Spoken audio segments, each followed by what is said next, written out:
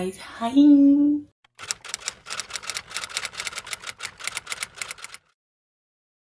A young man came to see Mama. Sarah watched her mother speak with him while Sarah played with her doll near the fireplace. The only people who came to the cottage were Mr. Penrod, who brought firewood, and Bob. Bob liked Cleo. He walked at the market and teased Cleo about rump roast and juicy legs o' lamb. Cleo laughed at him, but Sarah didn't think he was very funny. He wore a soiled white apron covered with blood. The young man gave Mama a letter, but she didn't open it. She served him tea, and he said thank you. He didn't say very much after that, except to talk about the weather and how pretty Mama's flower garden was. He said it was a long ride from the city. Mama gave him biscuits and forgot all about Sarah. She knew something was wrong. Mama sat too straight, and she spoke very softly. "She's a pretty little girl," the man said, and smiled at Sarah. Sarah looked down again, embarrassed, afraid Mama would send her from the room because she had noticed her. "Yes, she is. Thank you. She looks like you, pretty as a sunrise." Mama smiled at her. "Sarah, why don't you go outside and cut some flowers for the table?" Sarah took her doll and went out without a word of argument. She wanted to please Mama. She took a sharp knife from the kitchen drawer and went out to the flower garden. Mama loved roses best. Sarah added spikes of larkspur, redstock, ranunculus, marguerites, and daisies until the straw basket on her arm was full. When she came back inside, the young man was gone. The letter was open in Mama's lap. Her eyes were bright and her cheeks full of lively color. She smiled as she folded the letter and tucked it into her sleeve. She stood and came to Sarah, lifting her up and swinging her around gaily. "Thank you for getting the flowers, darling." She kissed Sarah. When Mama put her down, Sarah put the basket on the table. "I just love flowers," Mama said. "They're so lovely, aren't they? Why don't you arrange them this time? I need to find something in the kitchen." "Oh, Sarah, it's a beautiful, wonderful day, isn't it?" It was a wretched day, Sarah thought, watching her go. She felt sick with dread. She lifted the big vase down from the table and carried it outside, dumping the wilted flowers on the compost.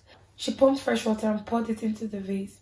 It splashed on her dress as she carried it back and slid it onto the table again. She didn't trim the stems or remove leaves. She didn't care how they looked, and she knew Mama wouldn't even notice. Alex Stafford was coming back. Mama returned to the parlor with Cleo. "Oh, darling, I have the most wonderful news. Cleo has made plans to go to the seashore this week, and she wants to take you with her. Isn't that grand?" Sarah's heart beat fast and hard. "Isn't that sweet of her?" Mama said. Mama went on brightly. "She has a friend who runs an inn, and he just loves little girls." That sounds so wrong. Cleo's smile was stiff and cold. Sarah looked at her mother. "I don't want to go, Mama. I want to stay with you."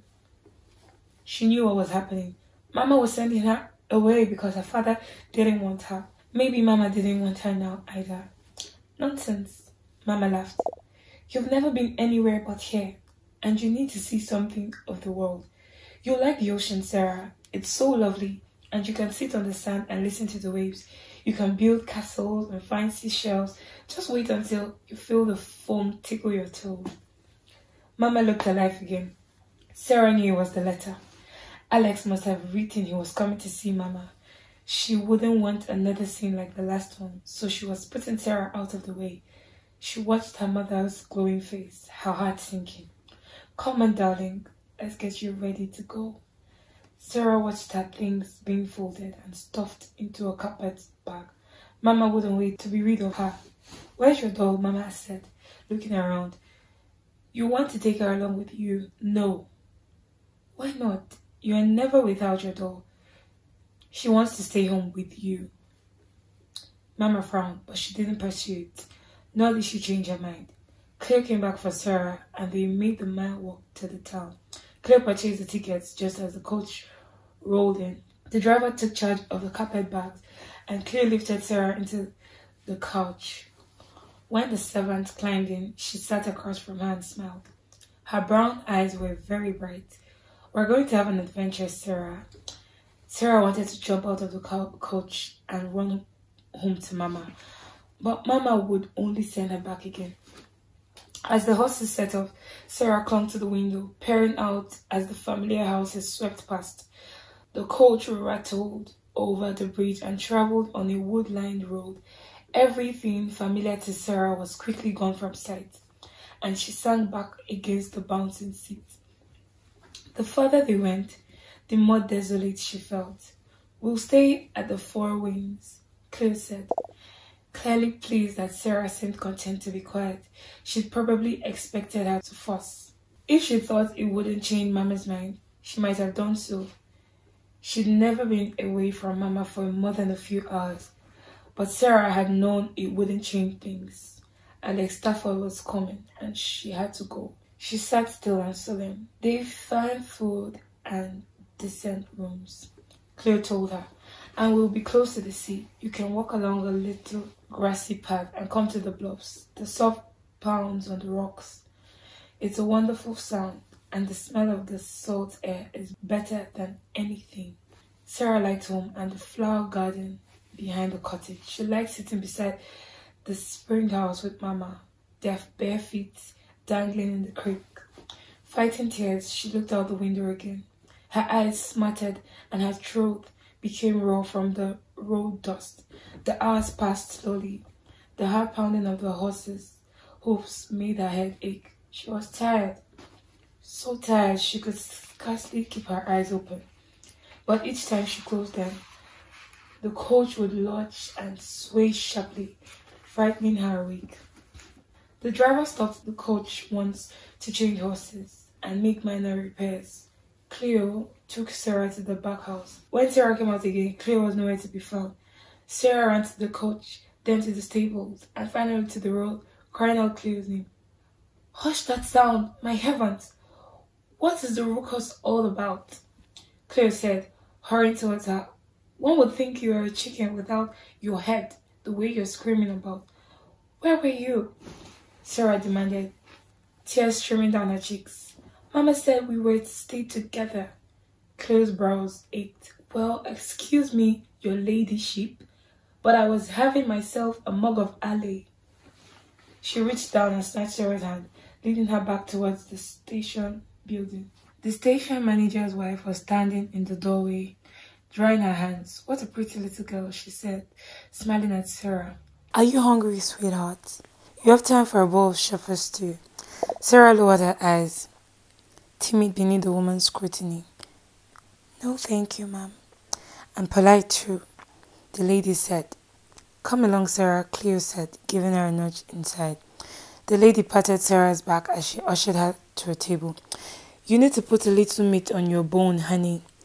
You give my stew a try. I'm said to be one of the best cooks on the line." Cleo sat down and took up her mug of ale again. "You need to eat something before we leave." "I'm not hungry." Cleo leaned forward. "I don't care if you're hungry or not," she said in a low voice. "You do as you're told. The driver said it will be another half hour before we can leave, and it'll be 3 or 4 more hours before we reach the coast. I don't want to hear you whining that you're hungry then.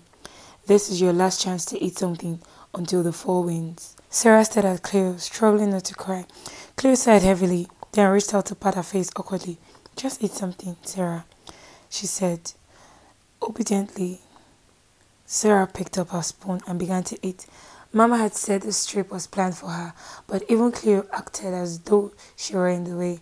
It was clear Mama had sent her off to get rid of her.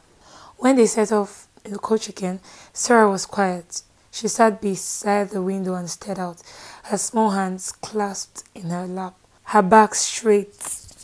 Cleo seemed grateful for the silence, finally dozing off. When she awakened, she smiled at Sarah. "Smell the sea air?" she asked. Sarah was sitting in the same position she'd been in when Cleo went to sleep, but she knew her dusty face had white streaks from the tears she'd been unable to stop. Cleo just stared at her sadly, then turned to stare out the window. They arrived at the Four Winds just after sunset. Sarah clung to Cleo's hand while the driver untied their carpet bags. Sarah heard a great roaring like a monster and was afraid. What's that sound, Cleo? The sea crashing on the rocks. Grand, isn't it? Sarah thought it was the most fearsome sound she had ever heard. The wind howled in the trees like a winged beast searching for warm-blooded prey. And when the door to the Four Winds opened, she heard loud laughter and men shouting. Sarah drew back sharply, not wanting to go inside. Be careful there, Cleo said, pushing her forward. Take your bag. I've got mine to carry. Sarah dragged her back to the edge of the door. Cleo shoved the door open with her shoulder and went in. Sarah followed right behind her. Cleo looked around the room, then smiled. Sarah followed her gaze and saw a man at the bar, arm wrestling with a brownie sailor. A big man was pouring ale, and he spotted Cleo right away. He leaned over to nudge the man who was arm wrestling and nodded toward Leo with a quiet word. The man turned his head slightly, and the sailor, taking advantage of his lack of attention, smashed his arm down on the bar with a shout of triumph. Sarah watched in fear as the beaten man surged to his feet and hit the sailor in the right eye, sending him crashing to the floor. Cleo laughed. She seemed to have forgotten Sarah, who was now hiding behind her skirts. Sarah whimpered quietly when the man from the bar made his way to Cleo and gave her a sound kiss, to the shouts of the other men in the room. When he looked past Cleo to stare at Sarah, she thought she would faint from fear. He raised his eyebrows. A Bible? You must have taken up with a pretty fellow by the looks of her. It was a moment before Cleo had her breath back and knew what he was talking about. Oh, no. Her? No. Merrick. She's not mine. She's daughter of the lady I work for. What's she doing here with you? It's a long, sad story. I'd rather forget just now. Merrick nodded and patted her cheek. How do you like country life? He smiled, but Sarah didn't think it was a nice smile.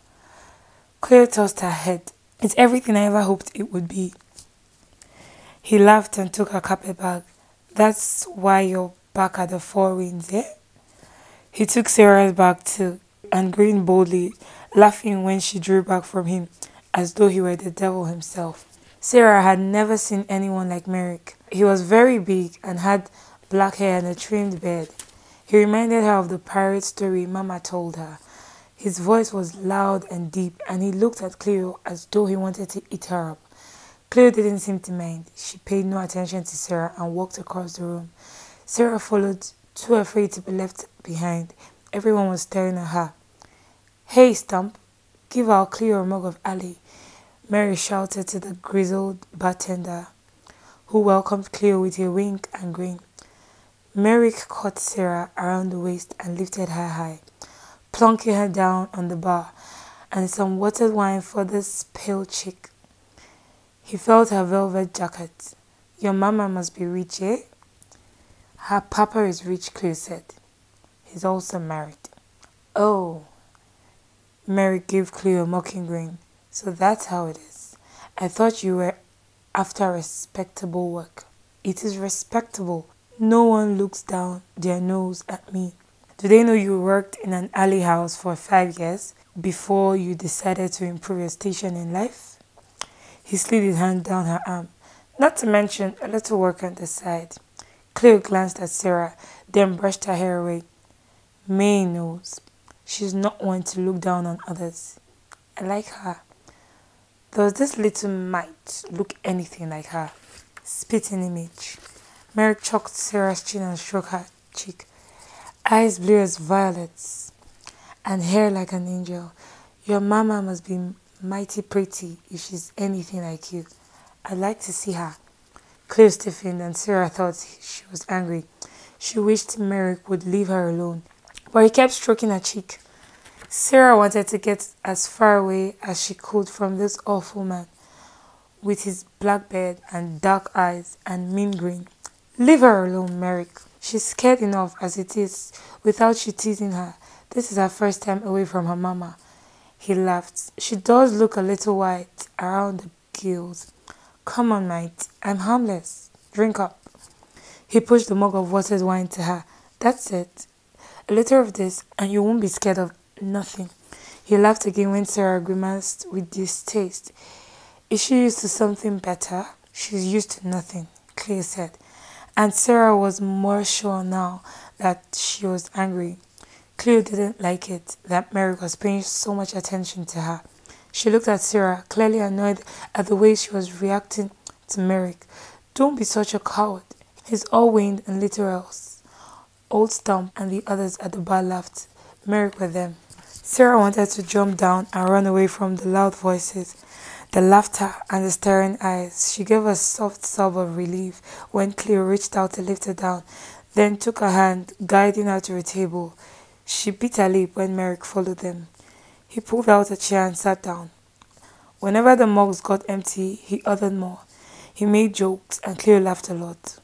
Once he reached under the table and Cleo pushed him away, but she was smiling and she was talking more and more, and her voice sounded funny, like the words were all running together. It was raining outside and branches scraped against the window pane.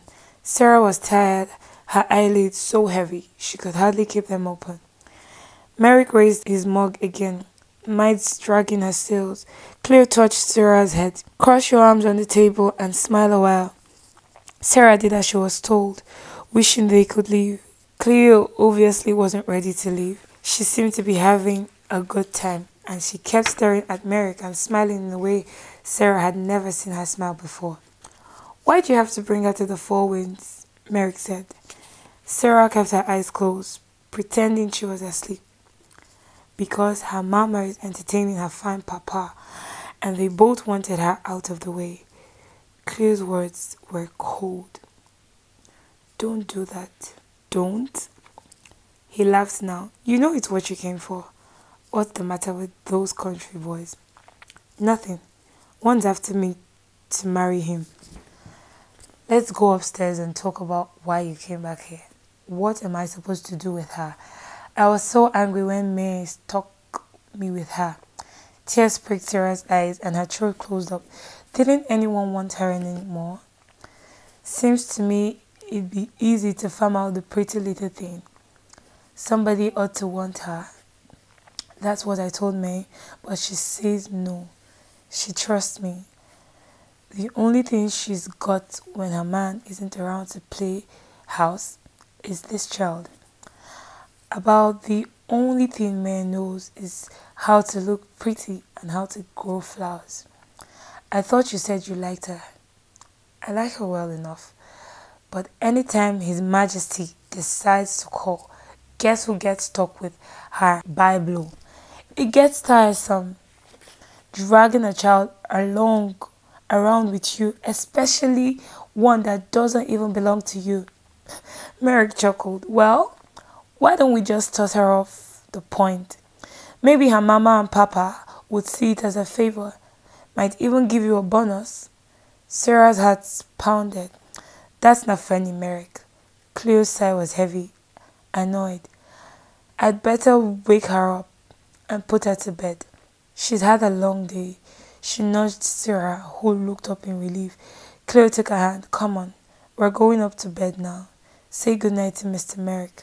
He grinned. I'll see you safely upstairs, ladies. When Cleo opened the door of her old room, Merrick held it ajar and came inside. Sarah looked at Cleo in alarm. What are you doing? Cleo whispered fiercely. You can't come in here with me. She'll tell her mother and I'll lose my position. I'll take care of that. Merrick bent and pinched Sarah's chin. You say anything to anybody about me being in this room with Cleo, and I'll cut your little pink tongue out. Understood? Sarah believed him and nodded her head. He smiled slightly and let her go. She darted to the corner and crouched there, trembling and feeling sick. See? Merrick growled gleefully. Nothing to worry about. She won't say a word about us to anyone. Cleo stared at him, her eyes wide. She looked upset, and Sarah hoped she would tell him to leave. That was terrible, cruel, she said, looking at Sarah. He didn't mean it, Lovey. He was only fooling. Don't believe a word he says. You believe it, girl.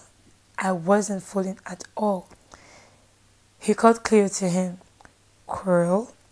Cruel would be putting me out when you know I just want to be with you. She pushed him away. He reached for her again and she dodged him. But even Sarah could tell the effort was half-hearted. How could Cleo let this man near her? I know you, Cleo. Mary's smile was half-masked, his eyes gleaming. Why did you come all the way back to the Four Winds? Just to look at the sea again? It's in my blood as much as yours. Mary caught hold of her and kissed her. Cleo struggled, trying to pull away, but he held her tightly. When she relaxed against him, he drew back enough to say, more than that's in your blood. Merrick, don't. She's watching. So what? He kissed her again, and she fought him this time. Sarah sat, frozen in fear. Maybe he would just kill them both. No, Cleo said angrily. Get out of here. I can't do this. I'm supposed to be taking care of her. He laughed. I didn't know duty was so important to you. He let her go, but Sarah didn't think Cleo looked glad at all. She looked like she was going to cry. Merrick smiled and turned his back to Sarah. Come on, mate. What are you doing, Merrick? Cleo demanded when Sarah scrambled to escape him. Putting her out?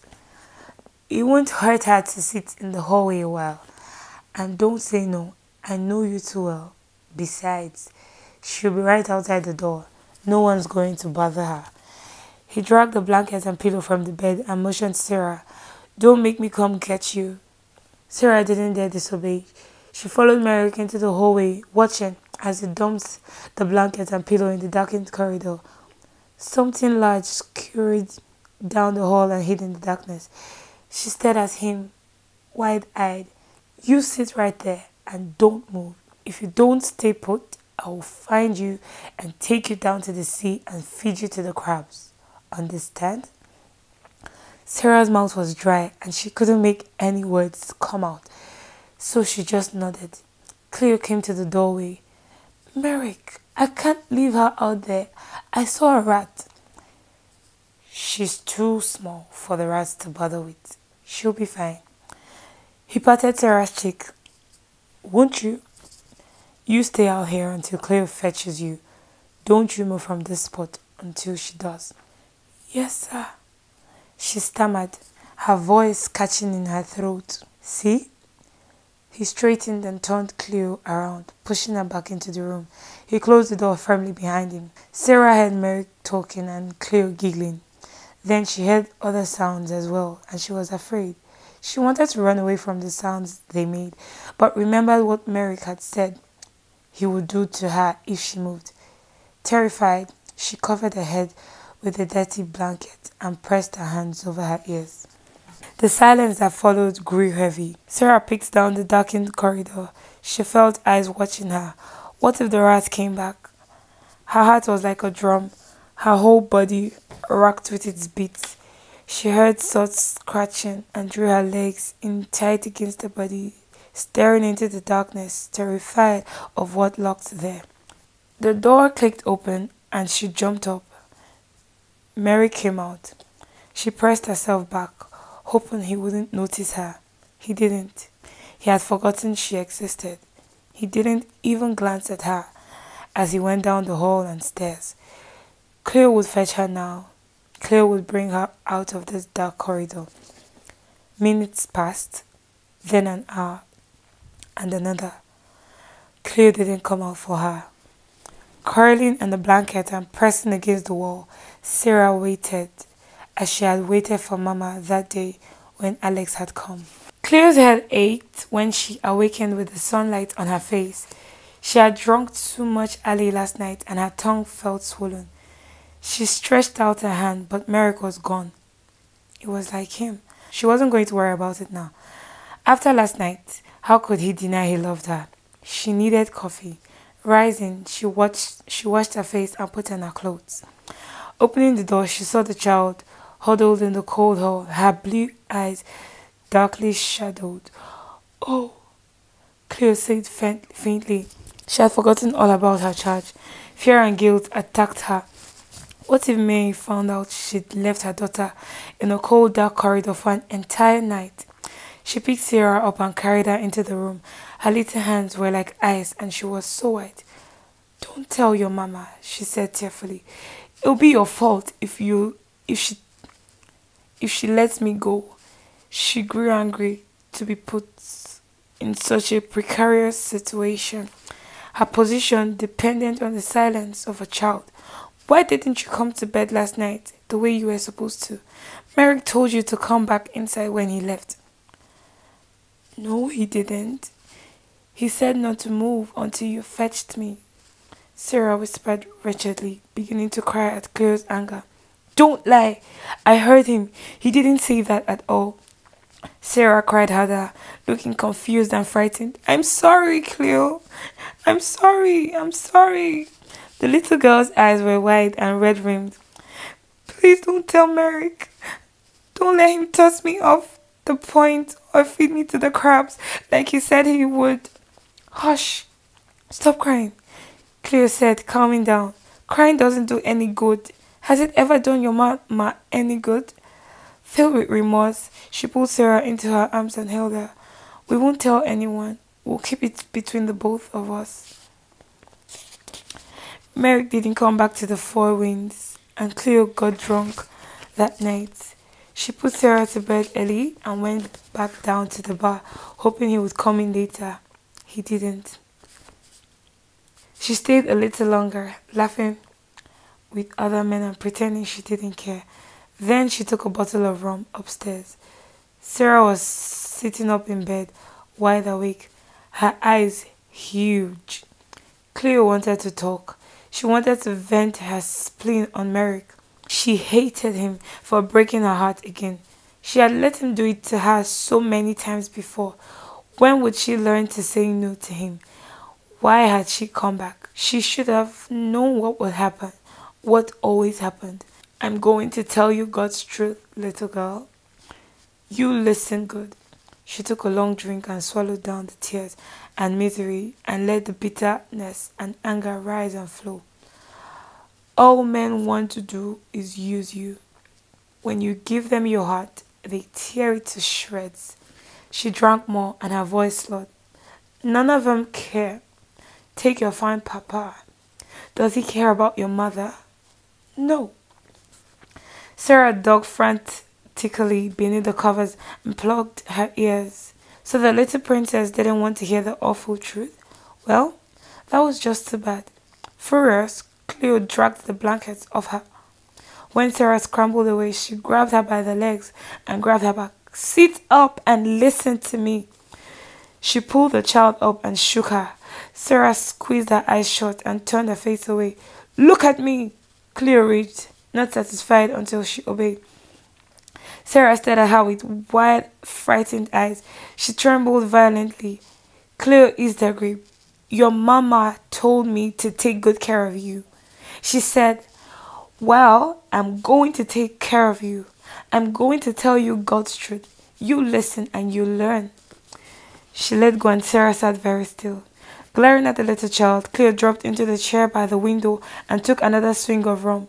She pointed, trying to steady her hand. "Your fine papa doesn't care about anyone, least of all you. And all he cares about, your mother, is what she's willing to give him. And she gives him everything. He shows up when he pleases, uses her, then rides off to his fine house in town with his aristocratic wife and well-bred children. And your mother, she lives for the next time she'll see him." She watched Sarah inch back until she was pressed tightly against the peeling wall, as though that would protect her. Nothing protected a woman from the cold, hard facts. Cleo gave a sad laugh and shook her head. "She's such a sweet, stupid fool. She waits for him and falls on her face to kiss his feet when he comes back. You know why he went away for so long? Because of you. He can't stand the sight of his own spawn. Your mama cries and begs, and what's good it ever done her? Sooner or later, he's going to get tired of her and toss her into the trash. And you with her. That's the one thing you can count on. Sarah was crying now, and she reached up to wipe tears from her cheeks. Nobody cares about anyone in this world, Cleo said, feeling sadder and more remorse by the second. We all just use each other in one way or the other. To feel good, to feel bad, to feel nothing at all. The lucky ones are real good at it. Like Merrick, like your rich papa. The rest of us just take what we can get. Claire was having trouble thinking straight. She wanted to keep talking, but her eyelids were so heavy she couldn't keep them open. She sank lower into her chair and rested her chin on her chest. All she needed was to rest for a minute. That was all. Then everything would be better. Sarah watched Cleo keep mumbling, sagging deeper into the chair until she went to sleep. She slept loudly, spittle dripping from the corners of her sagging mouth. Sarah sat in the rumpled bed, shriveled and wondering if Cleo was right. But deep inside of her, something told her she was. If her father had cared, would he have wanted her dead? If Mama cared, would she have sent her away? God's truth. What was God's truth? They left the next morning. Sarah never once glimpsed the sea.